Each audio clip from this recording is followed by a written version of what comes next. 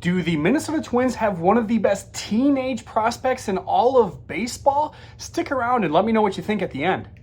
And honestly, that's not hyperbole, at least from a production standpoint. Luis Fragoza, a 19-year-old within the Minnesota Twins system, is having one of the best seasons of any teenage prospect in all of baseball. And take away the teenage label, and he's having like a top 25 season across all prospects, all levels in all of baseball. Now, before we dive into that productivity, let's get a little background because he's a prospect that you probably haven't heard of. He's not on many prospectors' radars yet. He might be on the next update, especially for some Twins daily writers, but just generally, he's not somebody that's well heard of. He was signed in 2024 as an international free agent out of Venezuela, and his signing bonus was only $77,500. Again, he's only 19 years old, he's 6'1", but he has a strong physical frame that packs a lot of power. Defensively, he's kind of a utility player at this point. He's literally played everywhere except for second base, catcher, and of course, pitcher.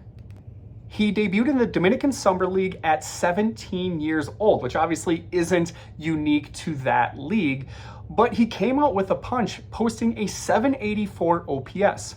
Now, in 2025, he was a little bit more inconsistent. He had gotten promoted to the FCL, the Florida Complex League, but he just wasn't very consistent there. And then came 2026. Now, I did say earlier that most prospectors don't have him ranked as a top organizational prospect at all. Fangraphs released a top 50, and he was mentioned kind of as a footnote at the end. Otherwise, the only rankers that have him is MLB Pipeline has him currently as the 27th rated prospect in the system. Now, it's really hard to track down scouting reports for some of these guys, especially when they're international free agents and especially when they're largely unheralded.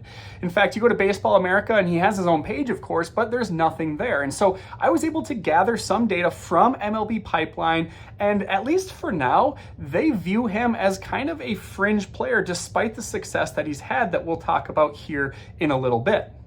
His bat is definitely the carrying tool that he has, and he is a power over hit profile. And that's probably the biggest thing working against him right now in one sense, because he has a very free swinging approach at the plate, lots of swing and miss, lots of strikeouts, a respectable walk rate, but it's going to be that swing and miss, especially when it's happening at the lower levels. It's going to be interesting to see as he moves up if he can develop into a more balanced player.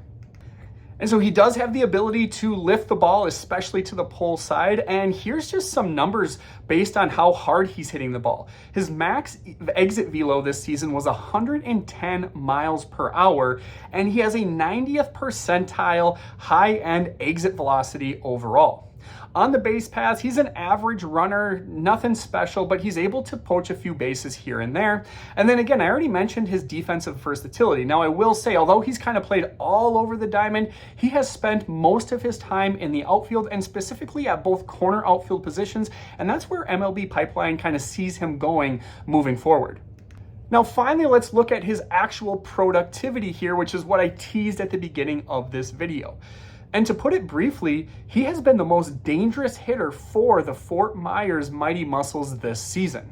I said it earlier and I'll say it again, he has been one of the best teenage prospects in all of baseball this season.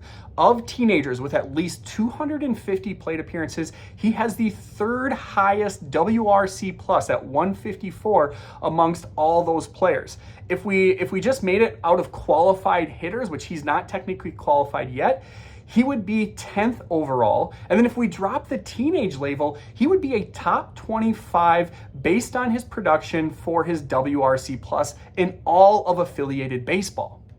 With the Muscles, he slashed 322, 398, 607. That's an OPS over 1,000 with 14 home runs and 15 stolen bases. And just to put this into a little bit more perspective, according to Baseball Reference, on average, he is 2 years younger than the average hitter in A-ball. Now, again, that doesn't all come with some concern. The biggest thing he's going to need to work on is his contact. He's going to have to find a little bit more balance there. He has a strikeout rate right around 20%, which is not very good. Again, especially at the lower levels, the pitching is only going to get better, but he does have a respectable 8% walk rate. Again, that's not great, but just with his free swinging approach, that's actually not terrible either. Now, just last week, he was named the Florida State League Player of the Week. And listen to this line. He had an OPS over 2,000 with 3 home runs, 9 stolen bases, and 7 total extra base hits across the season to earn that award. But that was not the only award that he earned last week. It was announced earlier this week that he was promoted to High A Cedar Rapids, and he will be joining that club this week.